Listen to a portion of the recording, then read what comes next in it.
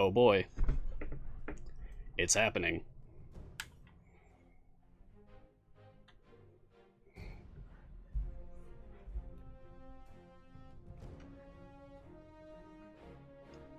I mean, I could transition right now, but just feels appropriate to let the countdown go.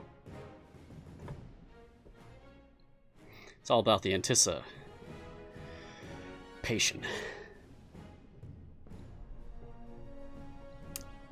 Okay. Greetings, champions, and welcome to Mars Guiding Hand. I'm Mars, and this is Idle Champions of the Forgotten Realms, a free-to-play officially licensed Dungeons & Dragons formation strategy game from Codename Entertainment. On this partnered stream, we take a look at the latest content, discuss strategies, and answer any questions you may have about the game. So, take my hand, champions. There's much to learn. So, hello everyone. Welcome to episode 7 of Mars Guiding Hand. We are going to be covering another look at the Fleet's Wake Year 3 event. We're going to be going over the event champions once again, and we're going to be taking a look at some stuff that got added to the game recently. A couple of really cool skins. Yes, you have missed 6 of these already, but thank you for joining us for number 7. Lucky number 7. I love seeing this pop up. Thank you, as always, to Codename Entertainment for this amazing opportunity. It's very exciting. I don't want to waste any time. I've just been grinding my my merch currency. Got to get those patron free plays in, you know. But I saved something from last week. Love the skip button. What I held on to from last week was my final Saskia variant to play live on stream. You can tell my favor in the event has improved, however. I think I had something like E9 favor last week. Maybe. But now I'm up to E26, so this is going to be easy. Okay, let me set this up and then we'll start talking. Oh gosh. They're fast! Everything's so much faster. There is a code this week. Thank you for asking. I know I have a bit of a reputation in this community. I can come across as pretty passionate, and that's a good thing, but, you know, passion can be a double-edged sword. Sometimes, pride, even arrogance might go with that. You may even say, smugness, perhaps.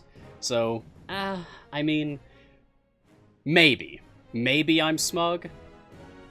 So, smug, Aries, Mars, maybe. There you go.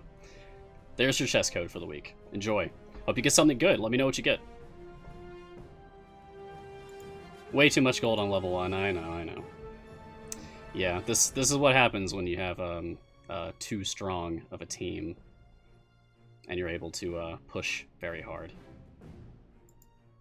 Okay. So we're going to be taking a look at Saskia, so I want to familiar leveling her up for us. And oh, the code's up there. It's there. In fact, stick around. May have something else for you.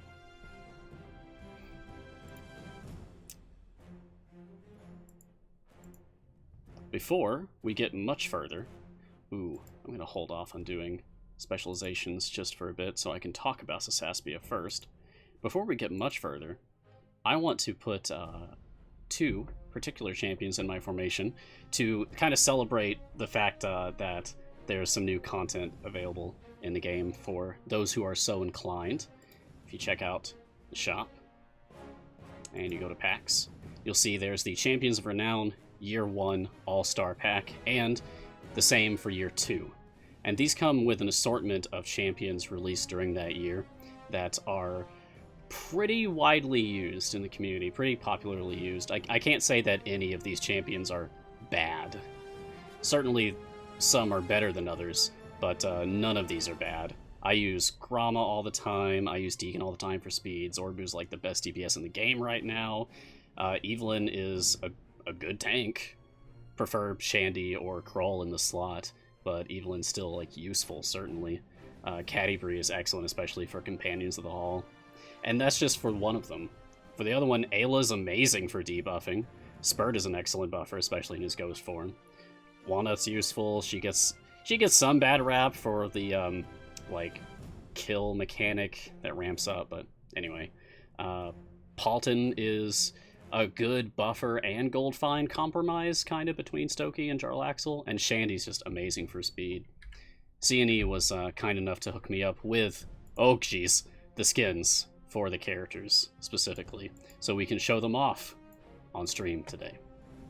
Thank you.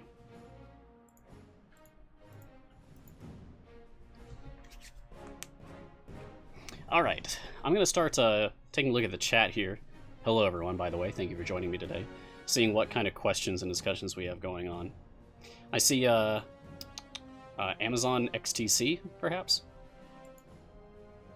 Do I think it's better to have a comp centered around Jarlaxle with Goldfine, or just DPS to get as far as you can for early game? So I think that depends on the situation, but for general purposes, when I am starting a campaign, like an event campaign or even a time gate, if I'm starting something with absolutely zero favor, I like to set up a gold find formation as early as possible, centered around Jarlaxle. So I'll have Jarlaxle out, and I will be leveling him up for his Master of Piracy gold find boost. You want as many rogues and drow out as you can, so I put Cthulhu out, and I make sure not to level Cthulhu so that he does not decrease the amount of gold by 10%. Or if you have Turiel's gold feet, then that could be a good alternative, perhaps. And then Regis, Spurt, or Artemis. Just every rogue and or drow you can, Dritz, for example. Fill them in. Once I get up to like E27 gold, if I can manage that on the first run, which I generally can, but your results will vary. At that point, I'll switch over to doing Companions of the Hall for all of those slots.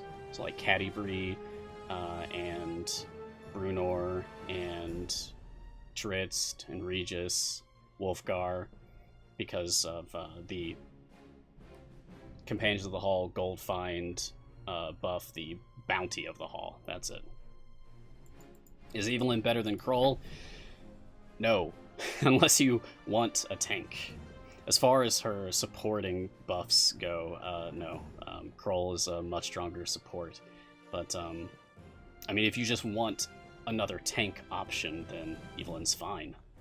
She's certainly not bad. Yes, and Point too, of course. And then also Narak, because Narak's make support better buff can apply to the gold find on the companions for those who have a high enough wisdom, such as Dritz and Brunor with the feet.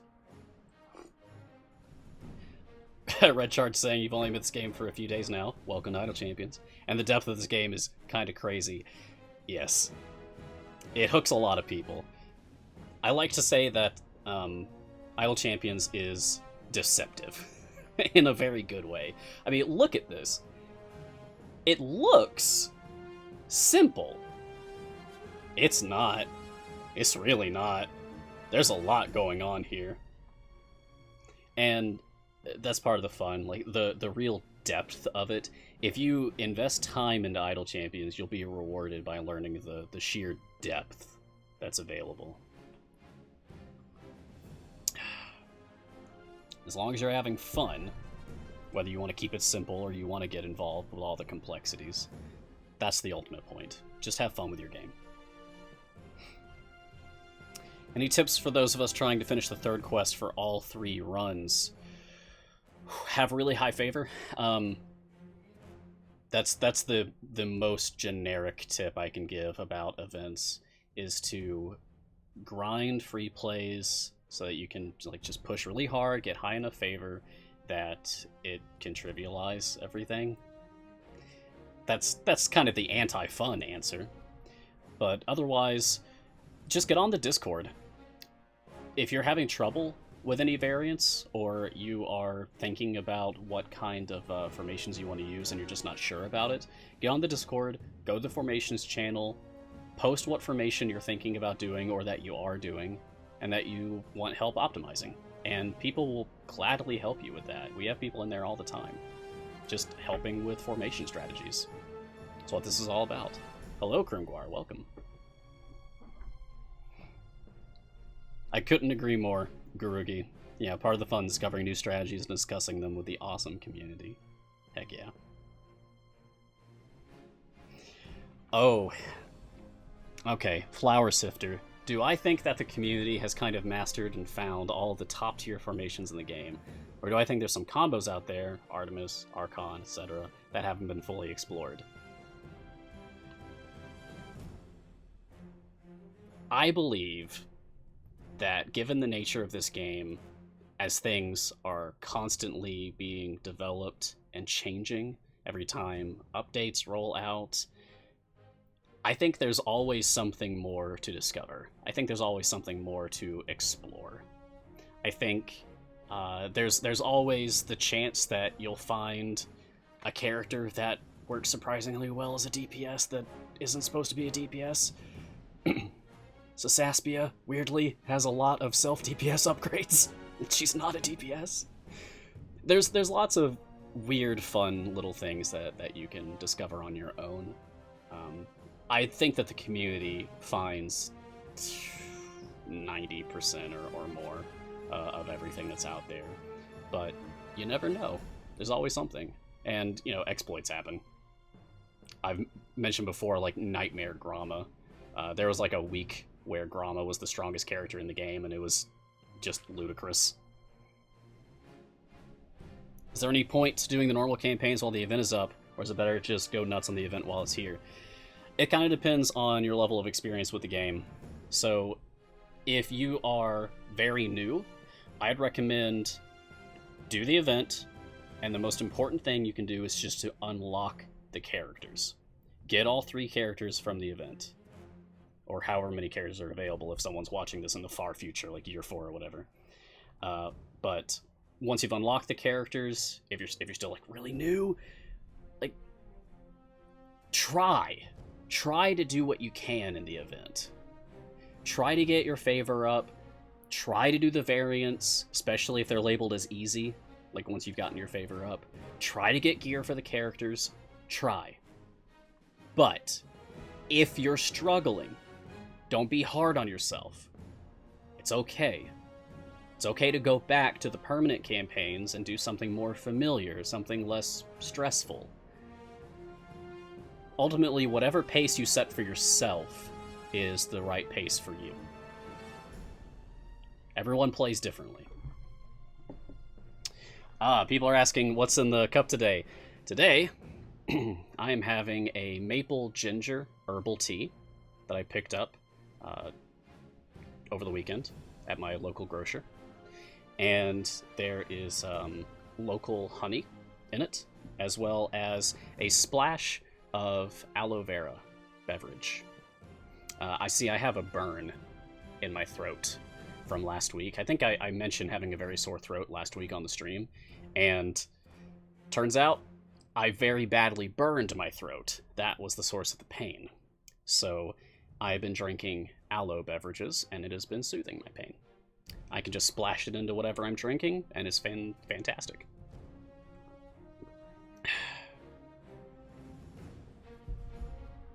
Doesn't even affect the flavor, really. Yeah, it's been really bad. The burn was very bad, but I'm doing okay. Much better than a few days ago, that's for sure. I see a question asking when to start patrons. Right away or after finishing all campaigns or unlocking all global fortune improvements? Blessings, you mean? Maybe? Anyway, when to start patrons. Earlier the better. You don't have to do variants. You don't have to do the patron variants. You can just do the patron free plays. The earlier you can unlock the patrons, the sooner you can start purchasing their weekly time gate pieces available. Get these time gate pieces. You'll be able to unlock characters faster and gear them up.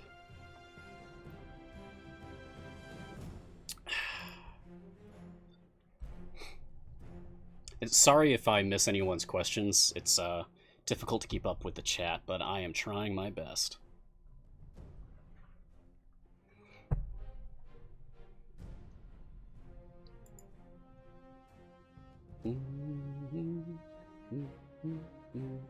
Will click damage ever be a viable strategy? Yeah, for veteran players it often is. I can get through my event-free plays up to, like, I don't know, 200, like stage 200, without using any champions, just familiars. Well, I guess the Kraken boss fight, I would need people out in the field. Speaking of having people out in the field, let's put some other folks out. Who do I want to use? Common ad, I have not saved up chests for the stream. Look at my pitiful inventory. I have enough for 1 gold chest or 10 silvers. I have 1 silver on hand.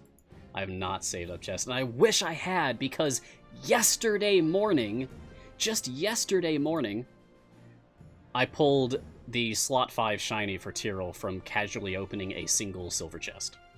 Just one. Just one. Like, it was just like this. Just opening a single chest, and it was right there. Silver. Shiny. Yeah. I wish I had saved it up. Unfortunately, it's a lot of work to save up like 1,000 chests in just a week.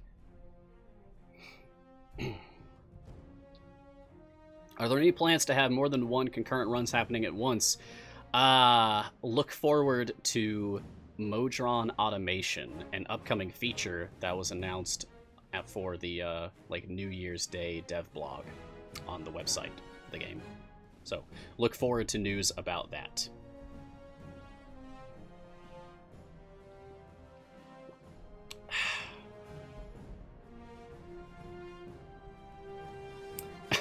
I have Sean in the chat modding for me today, and Sean is saying to use Delana. But Sean, I want to show off the clone walnut skin today. I'm sorry, buddy. I'll have to do that maybe next week. I can do another Delana formation next week, perhaps. Not today, sorry. You guys want to see my wild offer? I see people talking about wild offer in the chat. Looks like I've got Xander with a shiny 2 time gate pieces. I care about that. Epic potions. I'll be honest.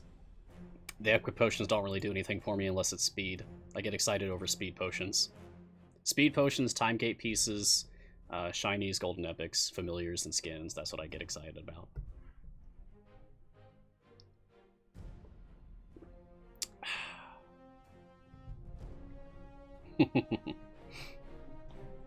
Okay, but for real though, who do I actually want out here? With Sasaspia. Who do I want? Oh, there was some chat in the Discord earlier today about how to deal with the Kraken. And my advice was to use champions that have huge multi-hit ultimates, just like you just saw with Walnuts going across the screen there. So I'm going to put out some... You know what? I'm going to take Grama for her wall as well. Her wall ultimate. That'll be useful.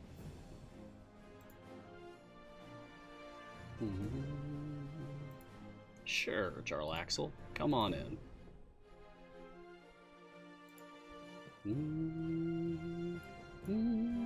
I'll take Dadius for his Magic Missile ultimate. I'm going to take this familiar off.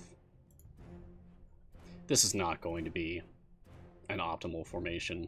My click damage alone is going to be enough to clear this variant if I choose to invest in that.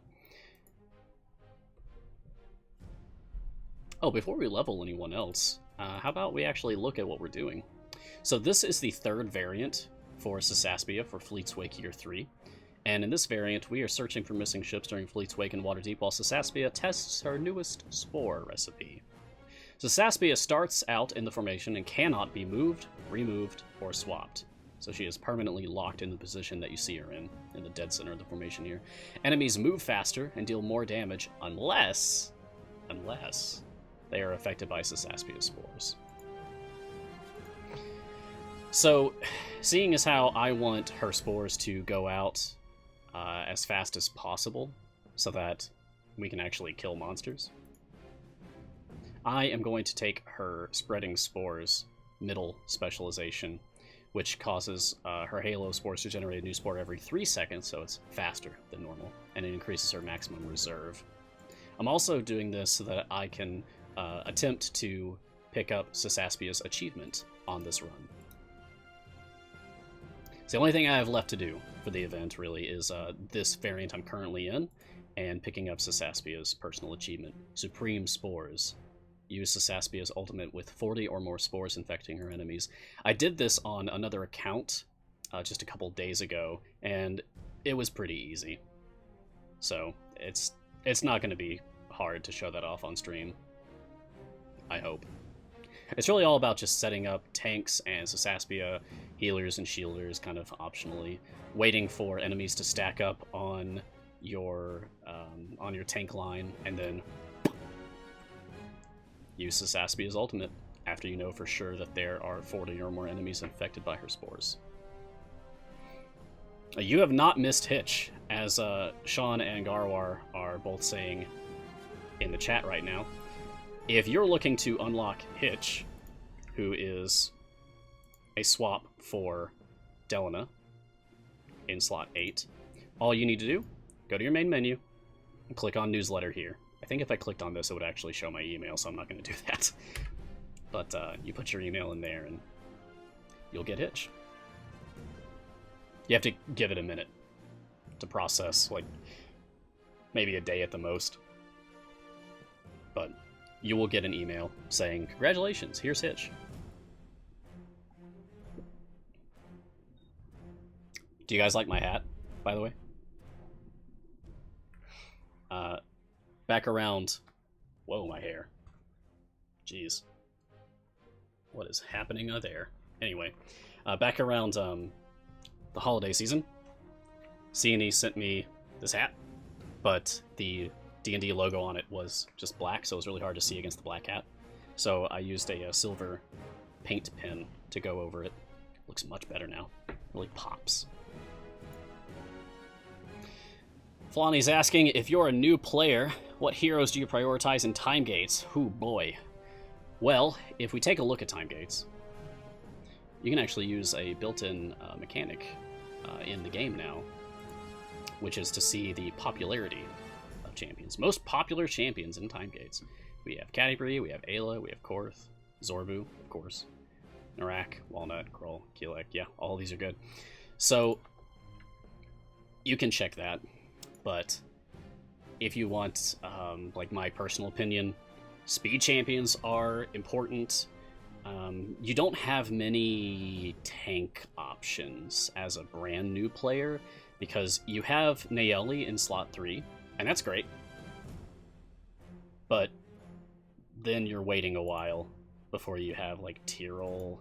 You just don't have many tank options. Archon is slot 12.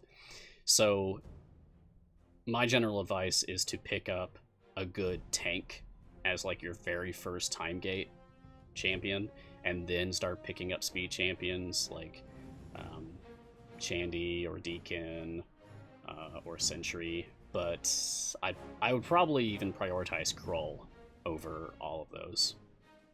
Yeah. Yeah, as Garwar is saying, Ayla or Grama. I feel like I would say maybe Grama number 1. Grama might be number 1 for me for like if you're a brand new player, a very early time gate champion to pick up. Kroll's really good. Kroll's really good. I just want more options for tanks early on. Although Gromma swaps with Nayeli, so you're giving up a tank for another tank.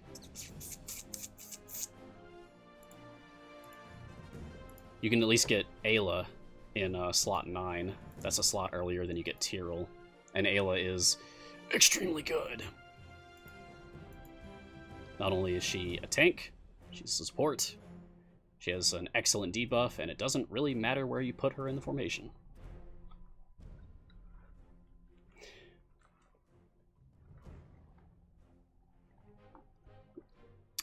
Speed champions are kind of a community designation. That's not an official term. You see me refer to champions with the speed roll unofficially on my champions visual aid. Exclamation mark CVA in the chat if you want to get the link for that. But speed champions are kind of like any champions that, through whatever different mechanic they have, they can increase the rate of progress in your game. This can be actually increasing the game's speed, a la Shandy's dash ability, or other things like increasing the spawn rate of enemies. Minsk has an ability that does that. Deacon has an ability that does that. By making enemies spawn faster, you can progress through stages faster. Sentry, in slot 4, also has a formation ability that reduces the quest requirements for each stage. Well, a random chance, anyway, as long as she's not getting hit. And that also increases the speed of the game. So it's an unofficial label to refer to these champions that just in general let you play the game at a faster rate. What's a good way to get more buff potions, Mistiel asks. Spam silver chests if you want low-grade consumables. The only way to get epic consumables, besides wild offers or buying like DLC packs, is getting gold chests, so there's that as well. But if I were you, if I just wanted to get like hundreds of medium potions, for example, or dozens of rare potions, I would just go silver chests if that's what you're caring about. Forgot Xander. I didn't forget Xander. I intentionally left Xander out of that list. I do not accept Xander as a speed champion. Xander could be a speed champion. It's just disappointing. Yes, Havilar. Thank you, Textus, for reminding me of Havilar. As long as there are fiends in your current adventure, then Havilar can be a speed champion. You put her in, get her ultimate, use it once. You want this colored imp. Oh, we don't have her upgraded enough yet. Hold on. Okay, now let's take a look. There we go. Dembo. Fiend enemies drop 2 quest items at once or count for 2 kills at once. Much better. Yeah, so as long as you're killing fiends, Havilar can be a speed champion for you as well. I like that. I think more these sort of like more specific niche use case scenarios for speed characters. I don't really want idle champions to boil down to like field only this team if you want to play the game fast. It's anti-fun.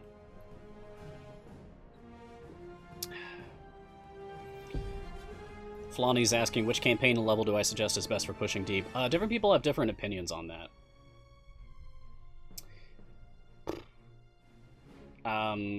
It kind of depends on what you want to do. If you are a Minsk DPS player, for example, like if you just like using Minsk as your preferred DPS, then your choice of Specialization for Minsk, his favorite enemy, is going to be absolutely crucial for deciding where you go to do a deep push for favor. You'll need to research which adventures have what types of enemies, like what ratios, and there are tools, there are guides out there where you can look that information up. Get on the Discord. If you're not using a champion that really matters about what enemy types you're facing, then honestly, anywhere. The more segmented health boss enemies instead of regular health enemies or even armored health enemies, the slightly easier time you'll have. It can be negligible, really. Some people like going to stages that just spawn enemies faster, such as the Mad Wizard for Grand Tour of the Sword Coast, or the stage 50 boss for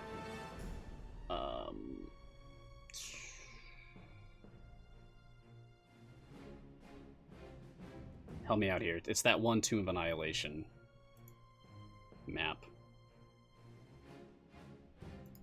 I can just look it up real quick. Pop over here.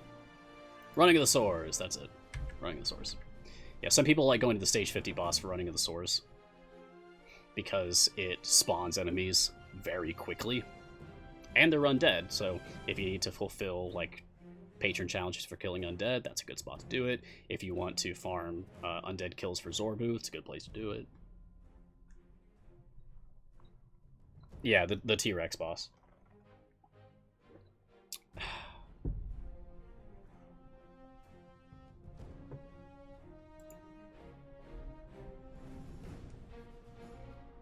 What specialization should Minsk use for Mad Wizard farming corn rolls? Beast or Fey is fine.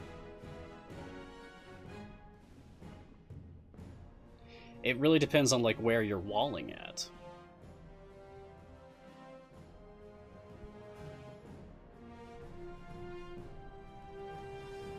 Hello. Mela Aniani? That was hard to say. Welcome. Heal Me Hot's asking, what does it mean I need 2,000 loot levels to unlock the first patron? It means... See this dagger that I have on Makos here? It's level 1,322. Might be a bad example. Let me go to Avrin instead. He has a level 30 item here. Okay, so... add all of your item levels on every single item for every single character you have. And once it's 2,000 or higher, then that patron will like you. That is how you fulfill that requirement. It doesn't really take long.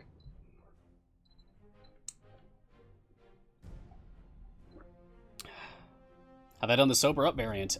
Indeed, I did. If you go like 2 streams back, like episode 5, I believe it was, I did the Sober Up variant. Whew. That was rough. That was slow going. When I did it, the option to use bounties to fast forward through the debuff was bugged, like it wasn't working. So I used 2 just to test it, and since it wasn't working, I didn't use any more. So it was just a slog. It was just a hard grind to get through the rest of that. But we got through it, and it was fine. It can certainly be a tough one, though. You'll end up with something over 500 stacks by the end of it.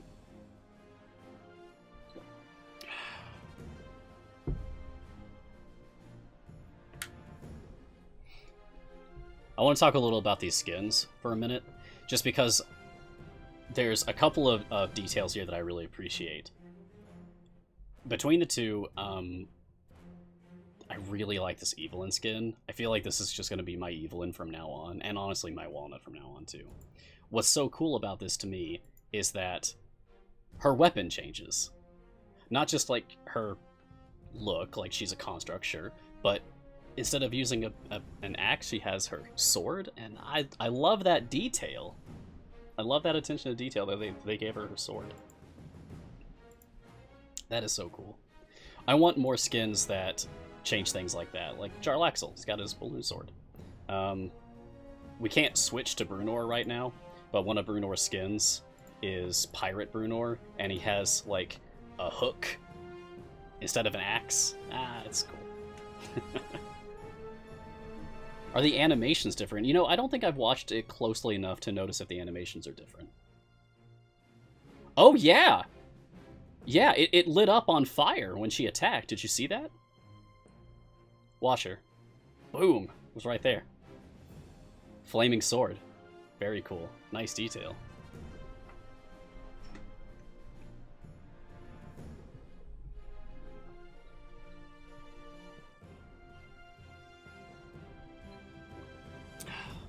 Oh, thank you, Iltacine. Thank you for the kind words.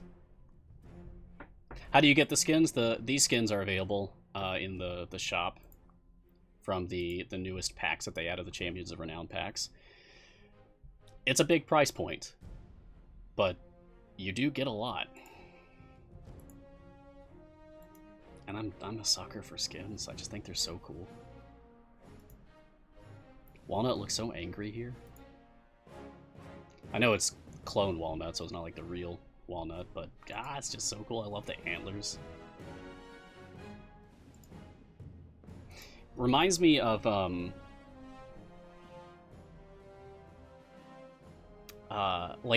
like Fire Lord Ozai from Avatar. Yeah, that's a cool outfit. Yes, Wolfnut also looks extremely cool. Her wild shape transformation with the antlers. I love that.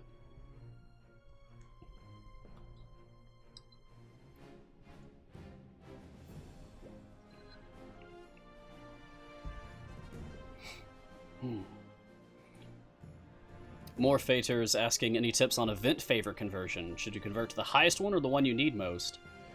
Different strokes. So I'm at the point where I just throw everything into Torn. So I'm past the point where it really matters for me. I have all blessings and all campaigns, whatever. If you are still working on your permanent campaigns, if you're still working on progressing through your permanent campaigns, then you want to gauge how important it is for you to be converting into each one. Like which blessings you have left to gain in each. Tier 1 blessing is equally important in all four. It's the ×2 damage buff globally. But then the global blessings differ in each. Gem Hunter, you want to get this as early as possible. Start Strong, you want to get this as early as possible, but that takes some investment if you're new to get all the way up to getting Start Strong to Tier 4 global. Whereas Kelemvor, you want Tier 2 for Kelemvor, because it'll increase the rate by which you can progress through your event campaign favor grind.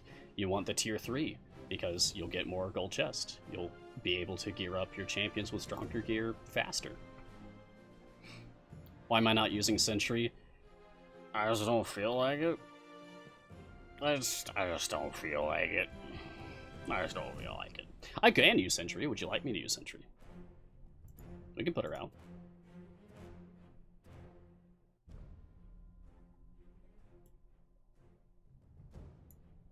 And I'll give her Echo's Will, so that things go faster.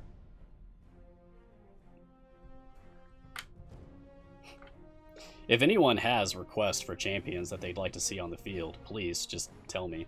We are forced to use Saskia here, and I am showing off the new Evelyn and Walnut skins today, so I want to keep them out. But otherwise, I'm open to any requests or suggestions. No problems. You want Benwyn? Sure. Okay, Death-a-One, you get Benwyn. I rarely use Benwyn, but I love this skin. Petrified Benwyn with Xanathar's eye on the spear. It's really cool. It's a good skin.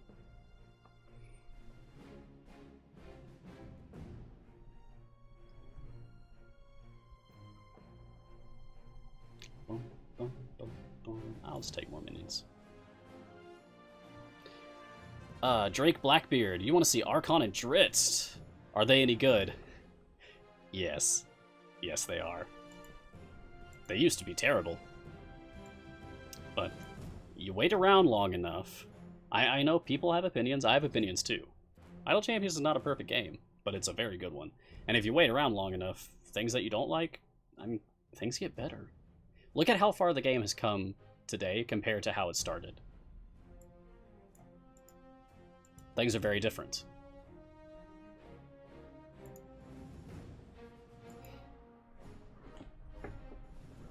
Oh, and this is the Champion Dritz skin, by the way. which you can get from doing patrons. And this is the Hand of Vecna Archon skin. Extremely cool.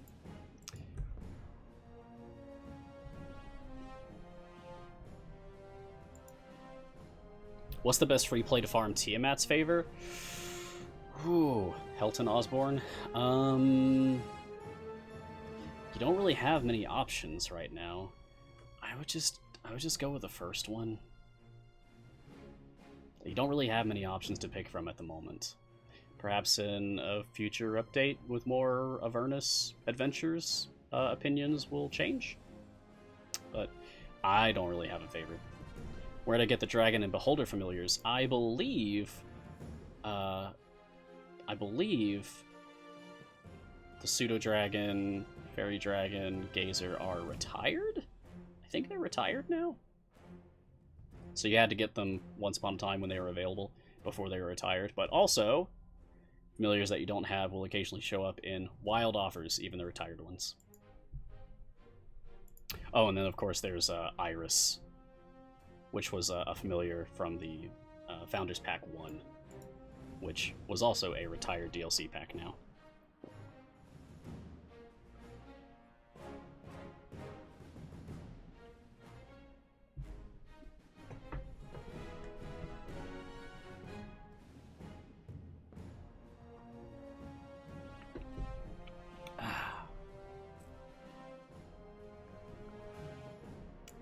I have something for you, by the way. If anyone sticks around for a bit, I have some things to share. Unfortunately, there's going to be no C&E stream this week, so don't expect a C&E stream tomorrow. But you got me today. So they've passed along some information to me to pass along to you, the audience. Thank you, C&E.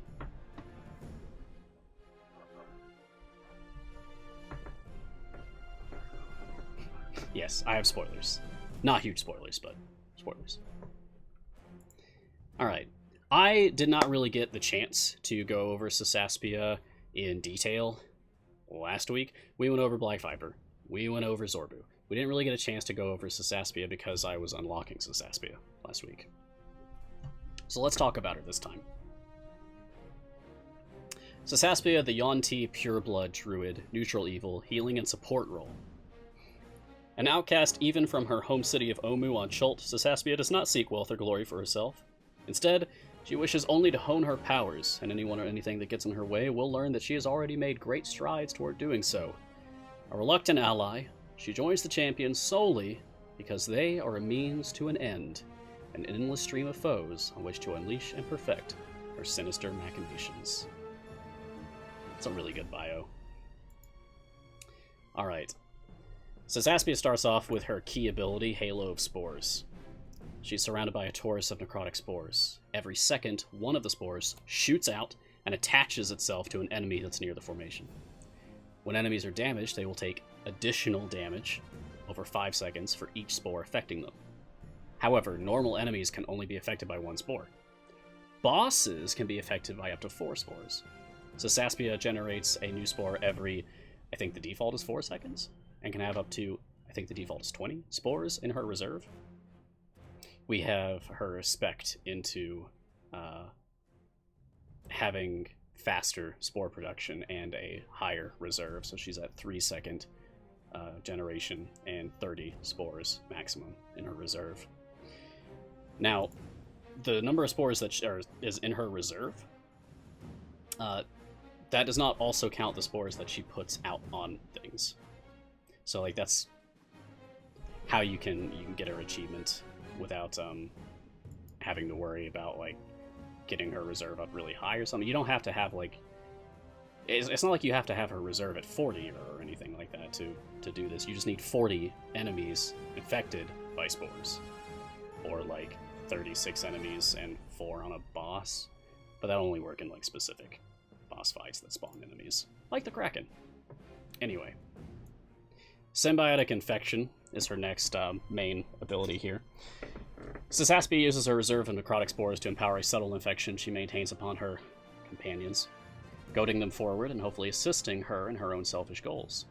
This infection increases the damage of all champions within 2 slots of herself by X% for each spore she has in reserve, additively. So the more you have her reserve up, like taking that middle spec, the stronger that'll be. The key positioning for Saskia is to be within 2 slots of everyone that matters. She has a healing ability that we'll talk about in a second too, and that is also up to 2 steps away. Her support ability is up to 2 steps away. So just make sure that she's within 2 steps of the people that you care about for the formation using her. She's pretty easy to place. Don't worry too much about exactly where you're placing her. Symbiotic healing. Saspia's subtle infection heals damaged champions within 2 slots of herself for X per second for each spore she has in reserve, additively. Oh, and my item levels on her are very low, by the way. 3, 3, 5, 5, 4, 9. So nothing's even in the double digits yet. So the numbers that you're seeing me have with Saskia here represents a very weakly geared Saskia currently. I've been putting everything into gearing up Zorbu, and I can proudly say that I managed to get his final 2 epics just earlier today, before the stream. I was missing slots 3 and 6, and I got them in back-to-back free play gold chests. Die, Kraken! Die! Die! Die! Goodbye. Back to Saskia.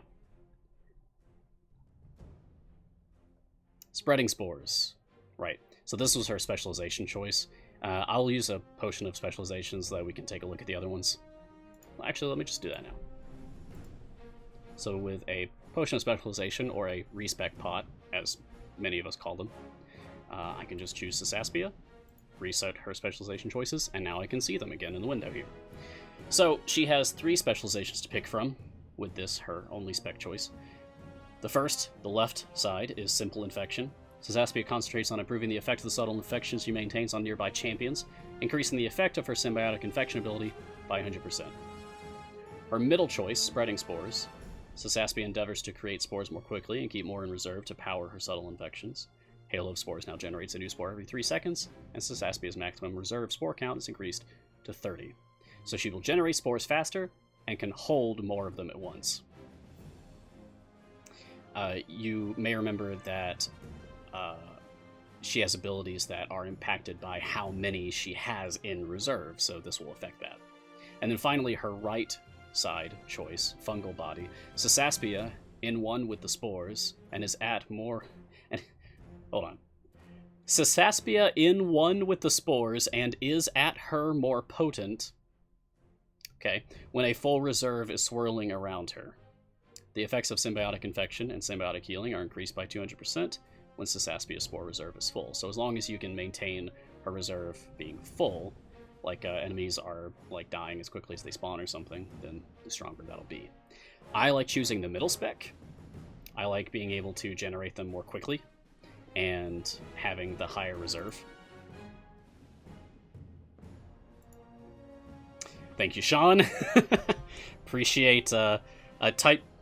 It feels, I don't know. Sometimes it feels pedantic of me to be pointing out typos like that, but whew, boy, it really does bother me when I notice stuff like that. Thank you. Thank you for looking into it. I'm out of tea.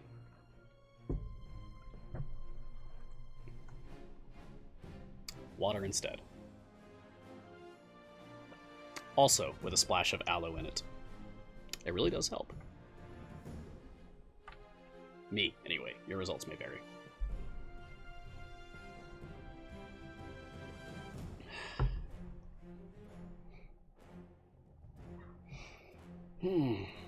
Okay, we still have a bit more to go.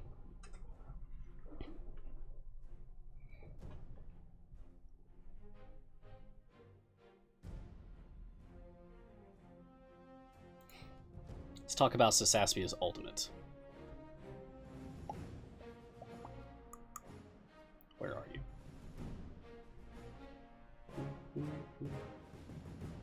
Just we go past it. Where is it? There it is. So at level 150, she unlocks her Fungal Infestation ultimate attack. Saskia causes all of her spores currently affecting her enemies to delve deep into their targets and tear them apart from the inside, dealing massive damage based on the total number of spores in play. So this is one of those ultimates that you want to wait to use. Like you're on a boss stage, you get 4 spores out on a boss, you have a spore out on every enemy that's with the boss, and then blast. There's other ultimates that work in similar ways, like the longer you wait to use it, the better it's going to be. Kroll is a shining example. You want to build up those plague stacks. Oh no. Sean? Sean has challenged me. Alright. Did you notice that I took a clip of you guys doing the tongue twister, by the way? Okay. Here we go.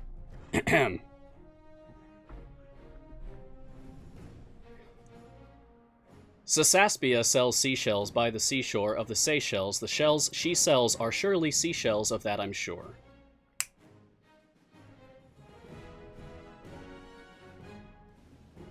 Don't come at me with tongue twisters.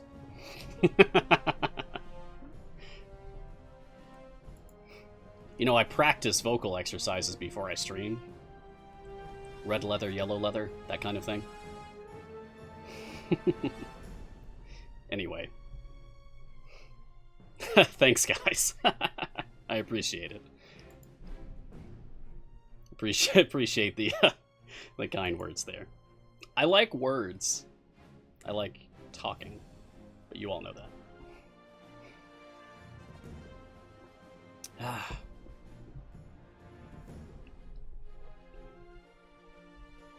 I don't know what to do with the rest of my free play tokens now that I've completely finished Zorbu. I was prepared just to spend every single thing on this event on my Zorbu runs, but I'm almost at enough to do another free play, and I'll probably do Saskia. Because I'm at least going to use Saskia more than I'll use Black Viper. Of that, I'm sure.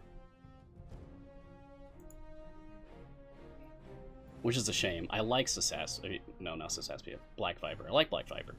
Well, I like them all.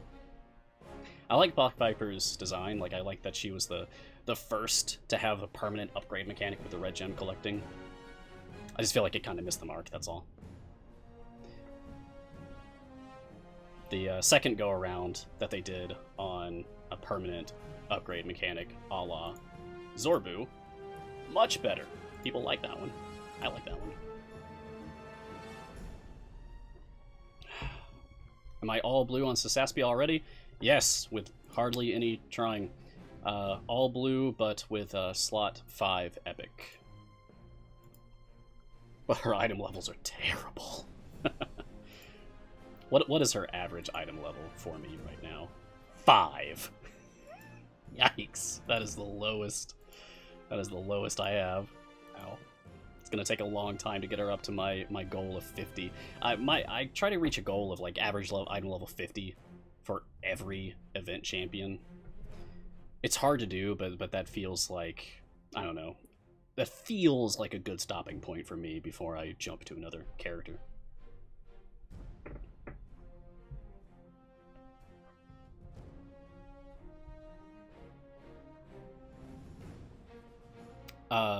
No, I really don't have any contracts. Like, I'll show you my inventory. I always keep one tiny blacksmithing contract, so I can always see this menu. So I can just quickly browse all of my average item levels and everything. But I'm fresh out of everything else. I'm currently boosting Sentry, just to try to get her finished up to 50. And then I'll move on to someone else. I just kind of chose Sentry arbitrarily, really. I only put some more levels out. Bum, bum, bum, bum.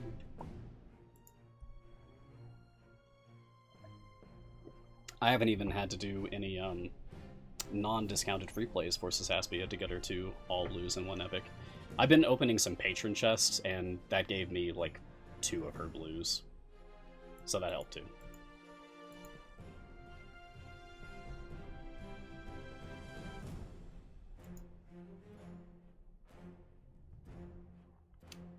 Boom, boom. Is there a way to read the flavor text from the lower level items? Yes. Through the collections tab. If you are using this classic UI. So if I can just hover over any of these, and you can see the flavor text for the lower level items. It's not ideal, but it's an option. However, it is unfortunately not an option for all players. Sorry, console UI people. You don't have collections.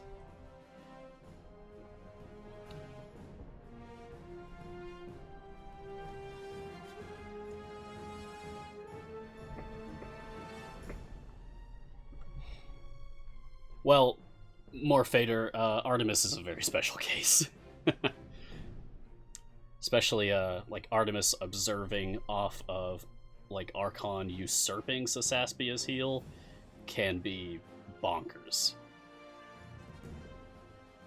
Some people have posted screenshots showing that Artemis can get, like, the biggest shield in the game. That's a weird one. That's one of those things that delights me about the game, is when we find weird things like that. Like, oh, Artemis can be a tank because of all the shields and heals. Huh? That's weird. That's weird. Like, he doesn't have any tanking mechanics, so I wouldn't actually use him for a tank. Like, he doesn't have, like, the bigger buff if more enemies are attacking me, the tank ability that many of the tanks have. But it is really weird.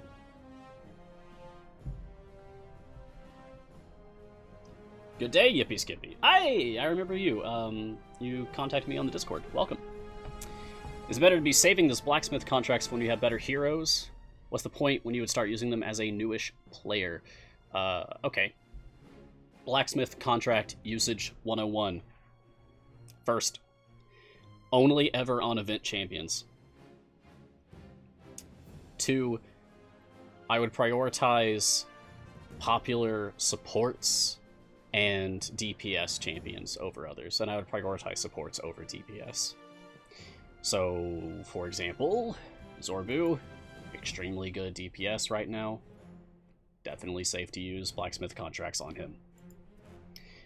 Don't use them on characters like Makos, because you will just keep getting regular silver and gold chests for item levels for the non-event characters, and you'll end up with just crazy levels. Like here, Minsk has 1,184 compared to Walnut, who has like 55 on something.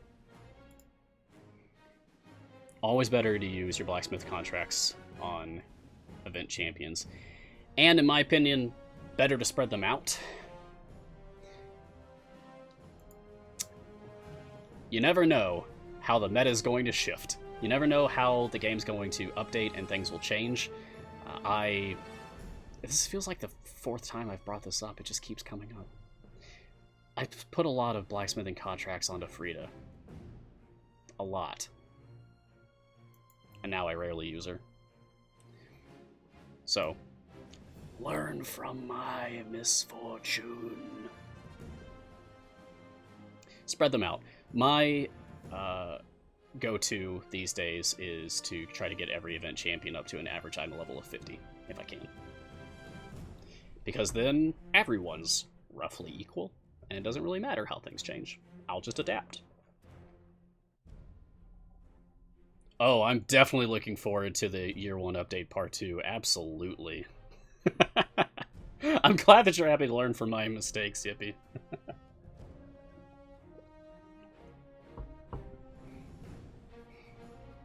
Yeah, things are always changing at some point.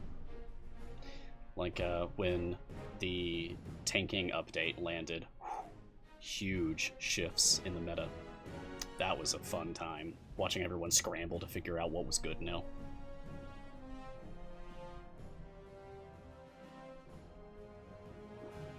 Brick Frenzy asks, could you use blacksmith contracts and characters you're not all purple on? Oh yeah, totally. All item levels matter. All of them. All of them. You're not going to lose out on item levels by upgrading things before you get the epic in that slot. Use them. You won't lose out on anything when they upgrade.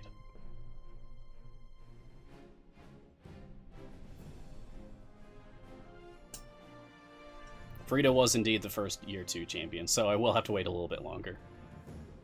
Sad, but that's okay. I enjoy using many other characters. Yes, item levels carry over. Your item levels will persist. Always. Always. So don't be afraid. Hey, it's the top of the hour. So, thank you, Codename Entertainment, for hooking us up with a little extra something something. I know you guys are there's always people putting up the Reddit threads or posting the Discord to say like, oh, here's the chest codes, here's the chest codes. Like as soon as they become available. You didn't know I had another one. So, there you go. Thank you, C&E. I asked for a second code for you all this week because we weren't going to have the C&E stream tomorrow, and they said yes. So, you're welcome.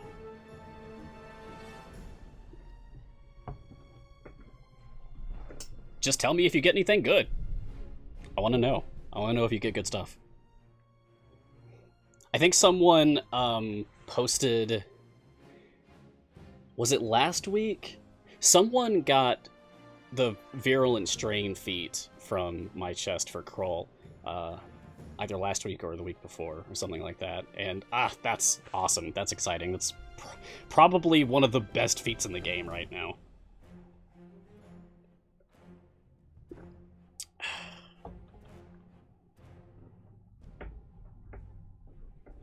Both of my chests gave you upgrades, Dex. That's fantastic. Congrats.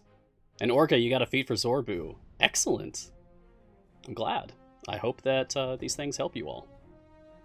I'm going to go ahead and grab my own. First, let me purchase a gold chest. I'm still hunting feats. Still hunting feats. Now then.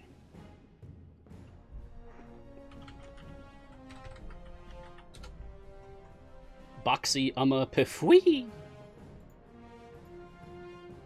And Smug Aries. Maybe? This thing is, it's really funny that I'm Mars, and my first code this week had Aries in the phrase. Hilarious. Alright, let's see what I get. Nope.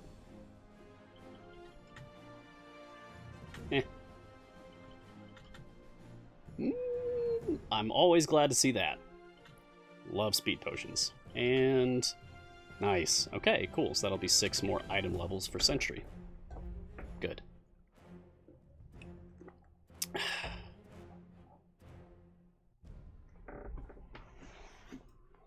Yeah, NJ, go ahead and open your chest. If you're gonna be waiting a long while. Yeah. It took us a long time to get Dragon Bait. I would assume it's going to be longer still to get the next Evergreen, so go ahead and open your gold chest. I wouldn't hold on to them. If it weren't for the fact that feats exist now, I might say to hold on to them. But feats are really good. Feats are really useful. So open them up. Try to get feats. Oh, you got a large Blacksmith Morphator. That's excellent. Use it on someone good. I hope it helps you. Good luck unlocking Dragon Bait, Glacier. You can watch my attempt. I tried using Adele in a DPS formation and almost made it. I should say I tried using Adele in a formation and denying myself the use of Kroll. As soon as I switched to Kroll, I was able to blast 50 more stages easily. Kroll too strong, nerf Kroll. A while ago, I remember seeing in the chat someone wanted me to talk about Saspia's attack, Blight, which is interesting. It's certainly very unique. Blight has a long cooldown. It's a magical attack. So Saskia unleashes a wave of necrotic energy. It's a very nice animation. I like the animation. Upon a random enemy. Deals additional damage to plants. It deals no damage to undead and constructs. So that's weird. Flavorfully, I love it. Mechanically, it doesn't matter if she's not your DPS. Only your DPS's attack really matters for general progression purposes. So, as cool and flavorful as that is, it doesn't really serve any practical effect. Unless you just feel like setting up Saskia as your DPS. Which is an interesting decision to make, seeing as she doesn't have the DPS role. But she does have a lot of self-DPS upgrades. So maybe it could be fun.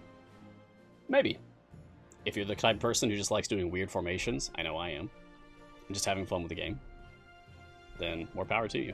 Give it a shot. I would encourage you to do your research about what adventure you'd like to try Saskia DPS in. You'd want to go somewhere with as many plants as possible, and as few undead and constructs as possible. Ideally, 0 undead and constructs.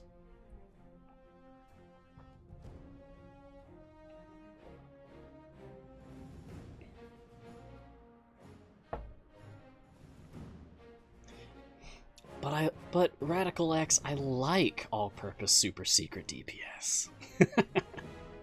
I like my weird DPS choices.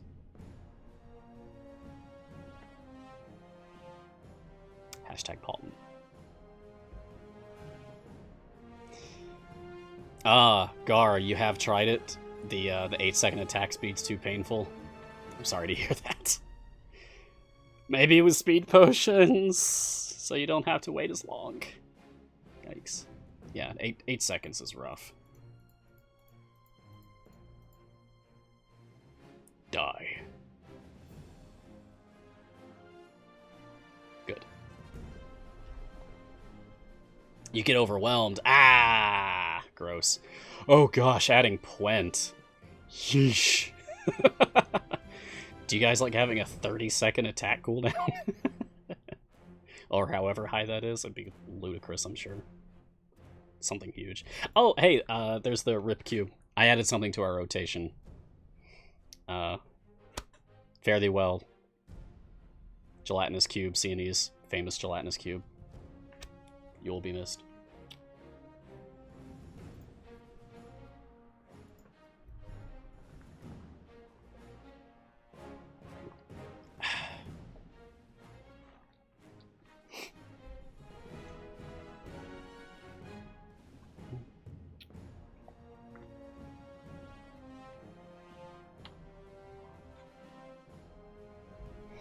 Once I get past the 175 goal, I'm going to shift some things around in the formation so that I can aim at getting Sasaspia's achievement before I finish this.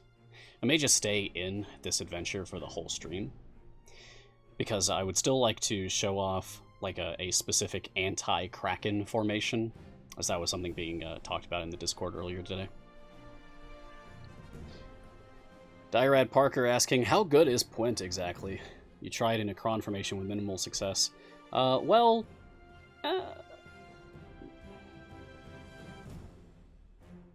fine. Puent's not overpowered like some characters are, but neither is Puent really underpowered either. I feel like Puent is kind of slots into like the nice middle range of usability where I feel like all champions really should be for the purpose of a healthy, balanced game.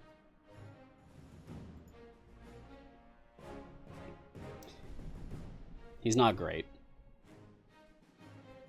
but he's not terrible.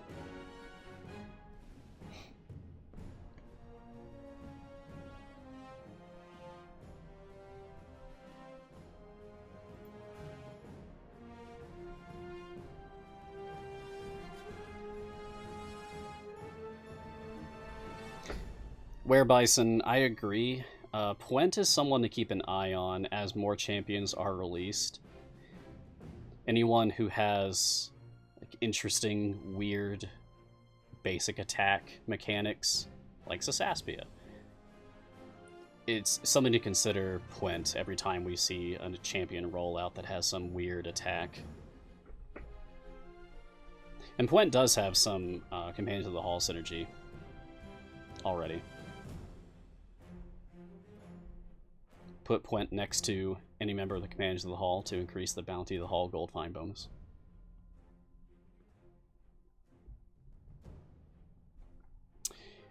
Yuki the Snowman. New question, how do you get the shiny and golden epics? Well, shiny items have like a 1 in 1,000 chance of dropping from any chest that drops equipment. Silver chests are optimal if you're shiny farming. But you want gold chests for getting epics, so it's kind of a... There's different strategies about how to approach that. There's also potions of polish. I don't have a potion of polish on me to show you. But you can, on rare occasions, through like anniversary events or whatever other special things, or from patrons. That's something I can actually show you. I can go to the patron shop. Each patron has 1 potion of polish that you can purchase. Use the potion of polish to upgrade a random loot item from a random champion from its normal version to its shiny version. Golden epics you can typically only get from purchases, like this wild offer. If I purchase this wild offer, I would get the Ornate Dagger golden epic for Xander. I'm not going to, but I could. You can also, very rarely, but it has happened, you can get some golden epics for other characters. I forget which one it was. One of these, was it this one? One of these came from an event in-game from Minsk. There was Dawnar's golden epic. Yeah, for Kronar. This was from the weekly C-Team challenges, which was like a 3-month-long sort of meta event that happened last year.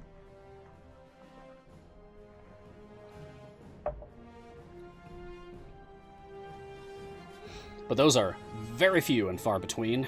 Yeah, I think that's correct, Garwar. Those are very few and far between. So I wouldn't bet on those for like consistently getting golden epics. You're going to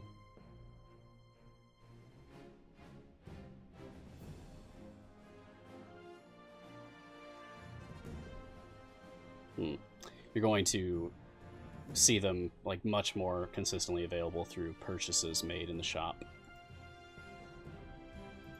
Like if I were to purchase some Zorbu chest, I would get this golden epic for Zorbu.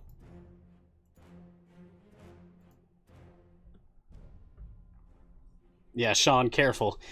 That's why I paused there for a second. I was staring at the chat, trying to process, like, did Sean just tell me a very, very different rate of shiny drop? Okay. Thought I was going crazy there for a moment. No, Sean, don't do it. Alright, we're almost at our 175 mark. And then I'm going to attempt the Saskia achievement. It shouldn't take long. By the way, any new players out there, I mentioned this last week, but it bears repeating. Any new players out there who are maybe having trouble with this event, this is like the last week for the event. The event will be ending on this upcoming Monday at 12 p.m. Pacific time. So you have just a few days left to finish unlocking the characters, gearing them up, doing their variants. You don't have to worry about getting their champion-specific achievements, like Sasaskia's achievement, which I'm about to do on the stream in a bit. You can get those at any time, as long as you have the character unlocked.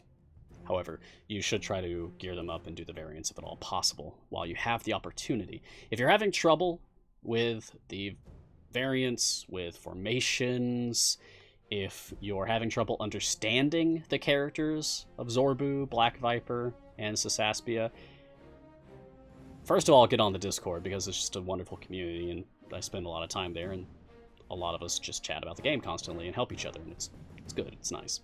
But secondly, go to the official subreddit for the game, reddit.com/r/idlechampions, and you will find right there at the top right now, pinned, I think they still are Garwar's guide to Fleet's Way Gear 3, as well as individual guides that Garwar has made for each of the champions for the event, like kind of like 101 guides how to understand these characters.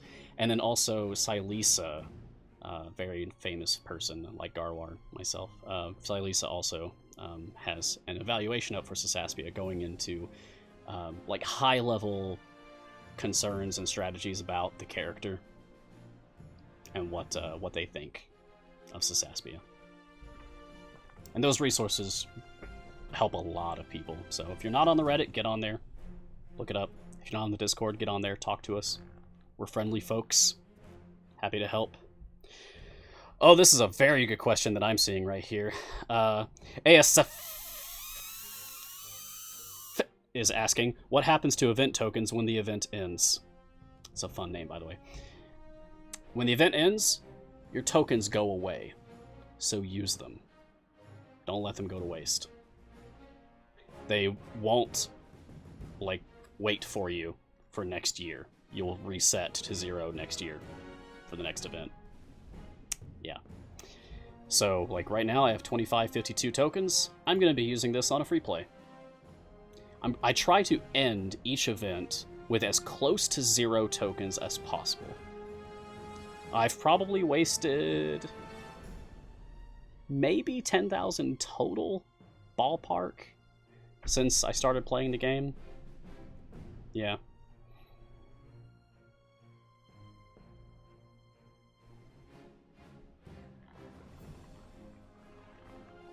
And yes, as I'm seeing Garwar say, general advice concerning spending your event tokens. Hey, we passed the variant, by the way. Great. Easy. I'm going to talk about this before I set all this up for Success's achievement, though. General advice for how to spend your tokens is to do the free play runs. You could go into the shop and directly purchase gold event chests for an event champion for 10,000 event tokens each. Or you could do 4 free plays for that same cost. And in the free plays, you have a 1 in 3 chance of getting a gold event chest for that champion.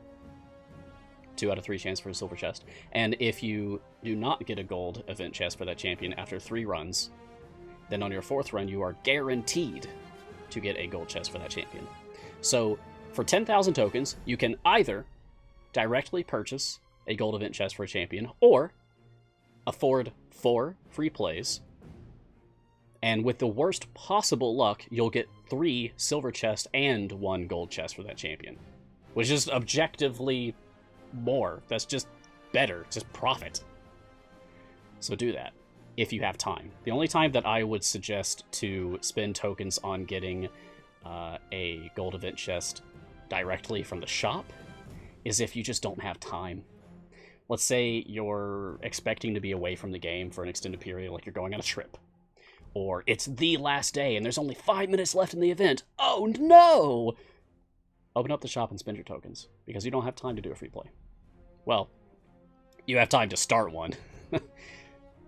And the game won't kick you out, by the way. If you're still in an adventure, variant, or free play for the event when the event ends, it won't kick you out of it. Time gates will kick you out. Regular events will not.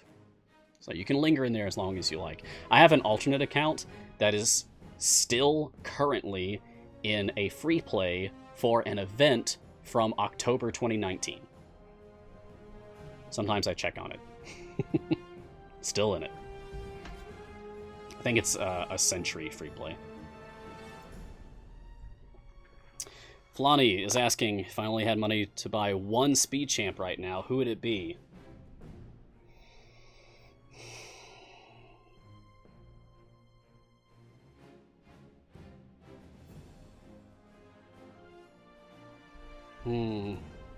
Shandy.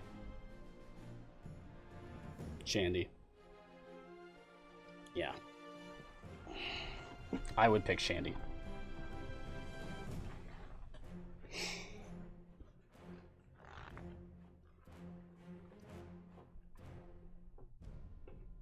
I see some color blindness chatter happening right now, which I would echo the desire for colorblind options. I have special glasses to help my color vision deficiency. I just don't wear them for the stream. But like I wear it when I go driving, for example.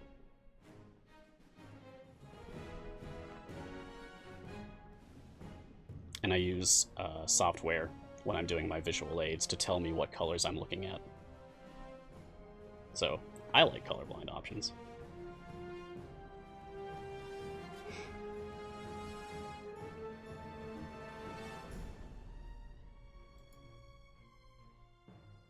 Did anyone else see that? Stream just got really weird for a second for me. Hoping it's not overloaded. Oh well. Yeah, you want item levels on Sentry. Sentry works right out of the box, but the better gear you have on Sentry's redshift item, the better her speed ability is going to be. Getting a bit of lag. Oh no! Alright. Sorry everyone. It happens. Everything's fine on my end from what I can tell.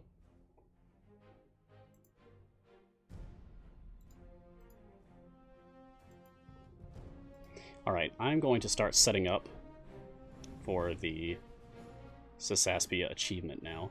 I must keep Saskia out, obviously, to get her achievement. Other than that, I pretty much just want tanks. My best tank is Tyrell, so I'm going to go with a Tyrell. I want Wild Shape. I'm going to take Auto Progress off, and I'm just going to take people away.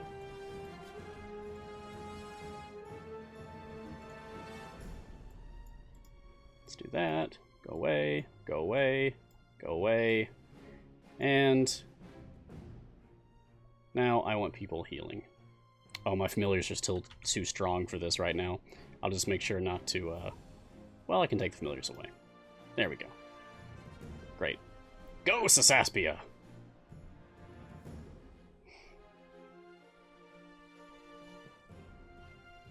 Actually, do I even need Celeste out here? Okay. So now I'm going to wait until I see Tyrell's Forces of Good stacks at least 40. And then I'm going to use Sasaspia's ultimate. And that should give me the achievement. My barrel is too strong. I absolutely agree. Barrel too strong, please nerf. Or please adjust.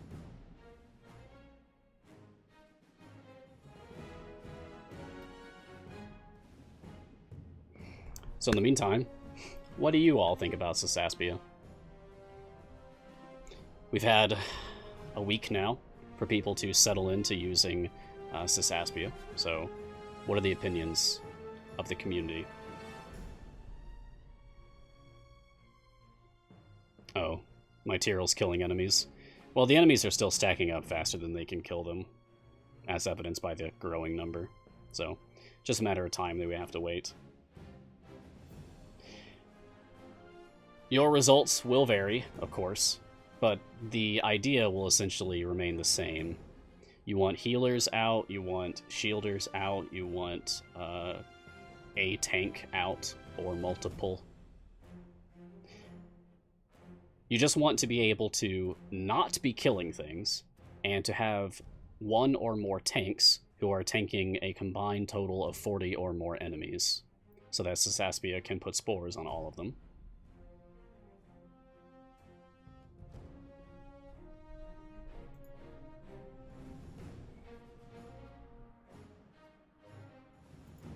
Even overwhelmed, my Tyrell's going to be fine. I'm going to wait until 50 stacks, just for good measure. Because the enemies are spawning faster than Saskia can put out spores. Worst case scenario, I just don't get the timing right. She doesn't have enough spores actively on the enemies that are stacked up on Tyrell. And then I have to use a respec pot to make her ultimate cooldown instantly refresh so that I can try again. No problem. Alright, here we go. Done. Simple as that. So if you're having trouble getting Sasaspia's achievement, that's all you have to do. It's an easy one, once you know what you're doing.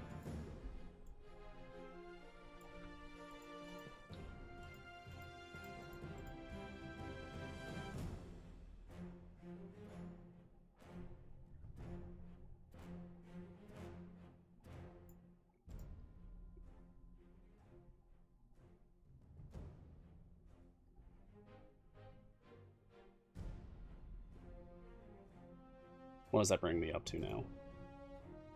5218. Cool.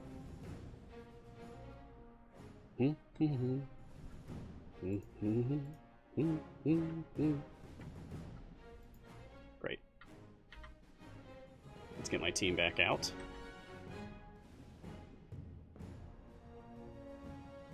And this is like a speed team now, really. Humanoid's fine.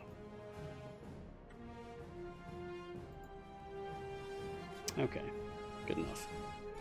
So I hope that helps. I hope seeing that achievement unlock in action helps people to understand. Some people learn better by example, so that's what I hope to do with here. I keep picking up my mug thinking there's tea in it, but there isn't. It's empty. So is my water. Oh no. It's the worst possible fate.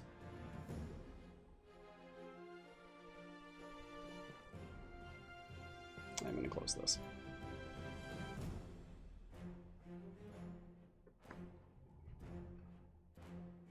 I want to like her, but being in the same slot as Bruno or Deacon Thriss is a tough spot to be. It is. I feel like Saskia fills a niche that has been needed for a while. Of just, like, okay, first of all, female in slot 1. Evil in slot 1. A healer in slot 1. She checks a lot of boxes that were missing for slot 1 options. So hopefully, having Saskia, even if she's not like super powerful, hopefully just having Saskia as an option, as another body to throw onto the field, is going to help a lot of players out there deal with certain variants out there that restrict your champion choices. I don't see her being universally helpful. Like, I don't see her being an objective replacement in all situations for Brunor, Deacon, Thriss, Turiel. But I don't think she's terrible. I think you could do a lot worse. I think we already have a lot worse. I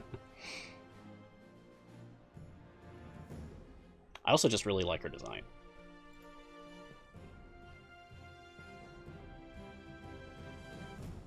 I like that she has this sort of regal yet simple attire. Hard to describe. It's like a nice compromise between fancy and plain. It looks good.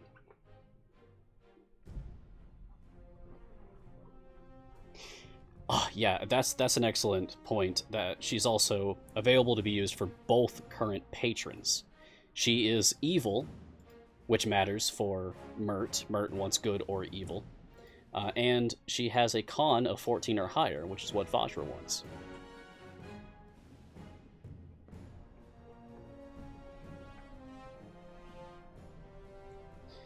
Jerevan asks, is getting the achievement Power of the Red Jewels a long wait? You're only 76 out of 300 after a few runs, and you finished all 3 levels of this event, so just running free play now. Any recommendations to help?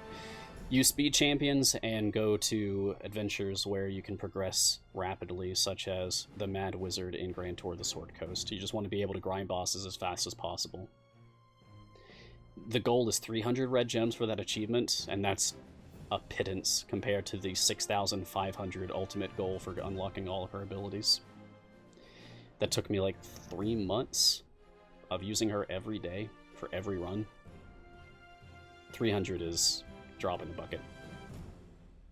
It won't take you long.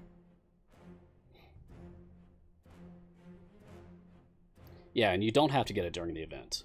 Like I said earlier, champion-specific achievements do not have to be unlocked while their event is live. They can be done at any time, as long as you own that champion. Death of One saying she looks like Azshara almost in her attire.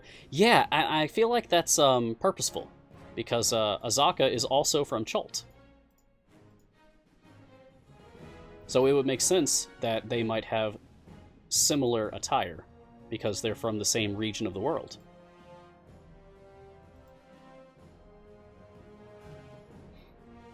Chult being the region of the Forgotten Realms that is, like, highlighted, like it's most featured in the Tomb of Annihilation 5th edition campaign module. It's a lot of fun.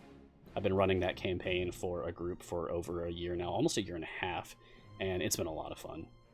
It's coming to an end, probably in just, I don't know, 3 or 4 more sessions, and we'll probably be able to finish it. Does the bird wizard, whose name you can't spell, also have similar clothes? Azshara. And, yes, kind of this cloth wrap look. For both skins, really. Mm-hmm. I mean, it makes sense, right? Because where they live is very hot and humid. Chult is like a dinosaur and zombie-infested tropical rainforest peninsula. A terrible place to live, really. Yes, Azshara also lives in Chult. Azshara is the leader of the Aarakocra of Kersabal. She shows up as an NPC in the Tomb of Annihilation 5th edition campaign module.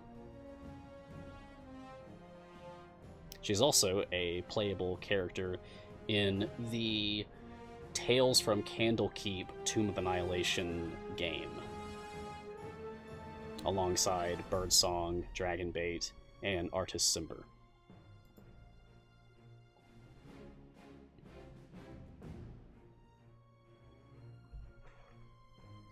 The Amazon with more danger, yes.